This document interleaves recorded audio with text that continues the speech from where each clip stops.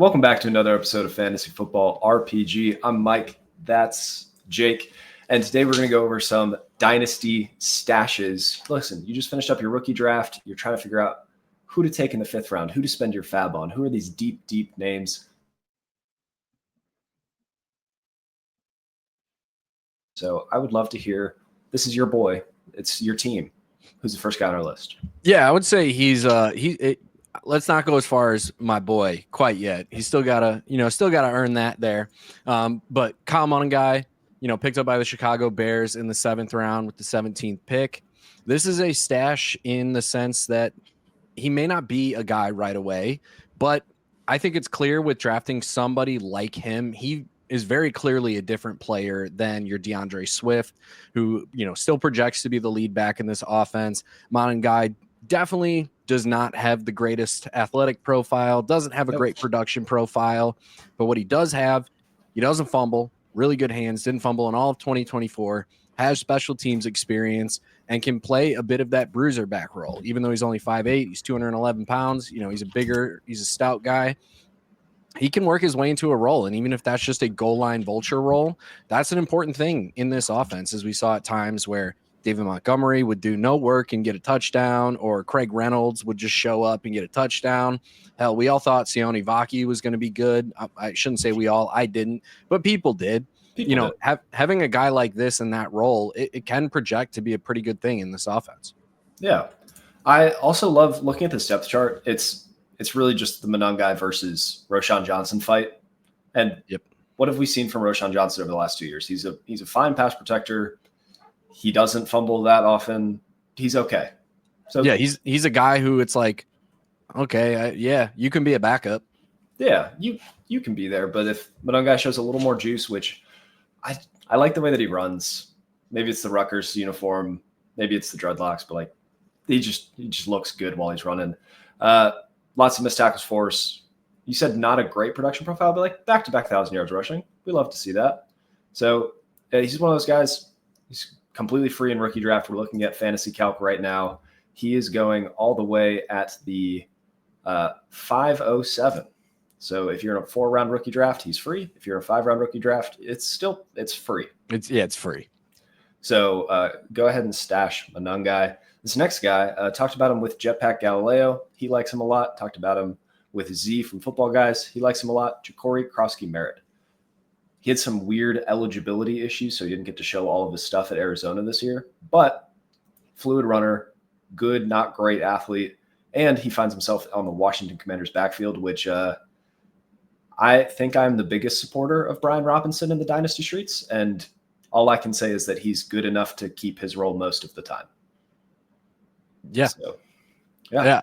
The thing I like about Croskey-Merritt is just he has true one-cut ability, which is very valuable in the NFL, and he offers something very different to what the rest of those running backs offer in terms of that explosiveness, that high-end speed, that ability to just, like I said, one cut and go. That is not what you're getting out of the rest of the backfield. So I like the uniqueness of his profile in that room.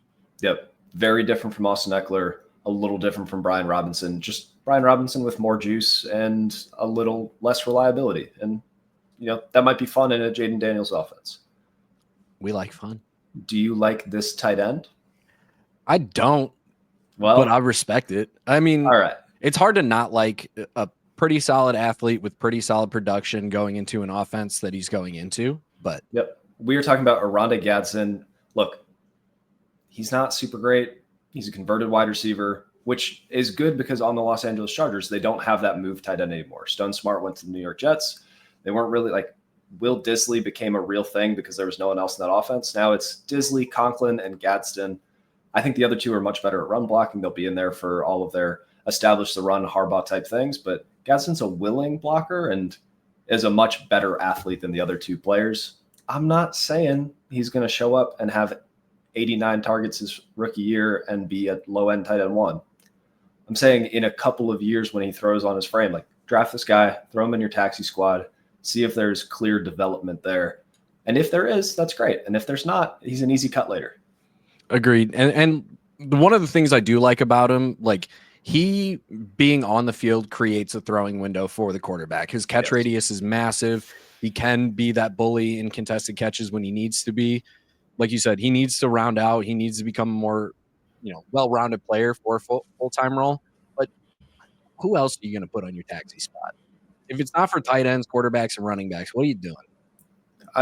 You have a wide receiver on here we're going to talk about later, so maybe that's where you throw him. But look, do me a favor. Next time you guys are bored, if you're listening, look at the Los Angeles Chargers depth chart at all of their pass catching positions. They have Ladd McConkey, but after that, it gets very disgusting very fast. I like Trey Harris. I think he's going to be better than people are giving him credit for. QJ, busted coverage king, Conklin, Disley. Do they even have a pass catching running back? I mean, Najee and Hampton can, but they're not like specialized in that role. So right. Let's move Gadsden around. Get him. We can't forget about former stash Kamani Vidal. Oh, I think Vidal was a psyop. Like that was a big.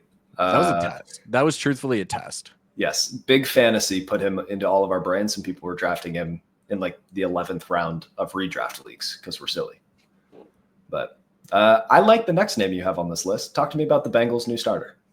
I won't go that far. I do like him. I don't think he's the starter, but what I do think he offers is a very good, contrast to what they have in Chase Brown.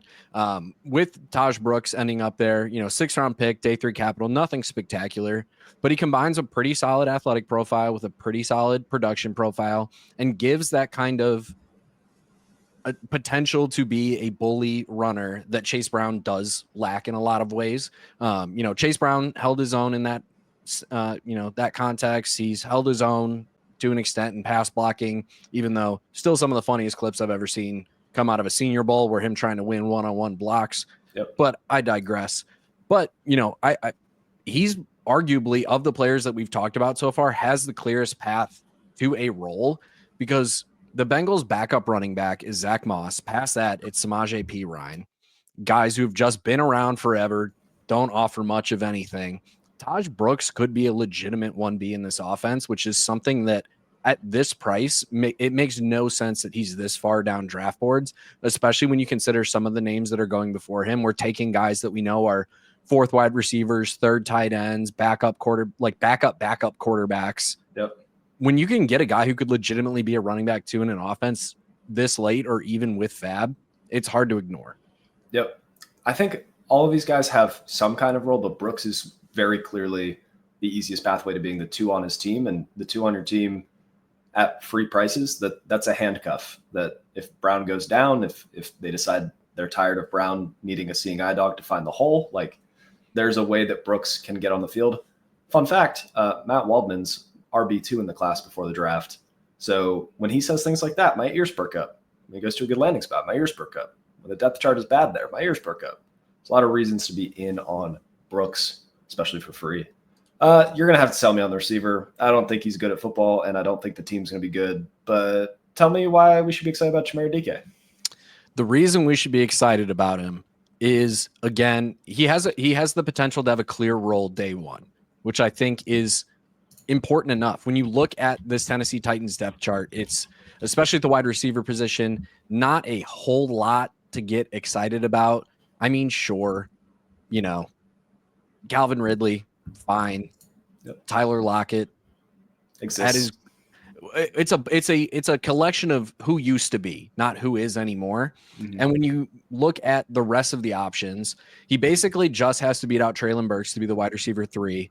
You could argue he has to beat out Elike Omenor as well, but I think he's a better athlete than Omenor. He's got a better athletic profile than I think anybody else in this wide receiver room.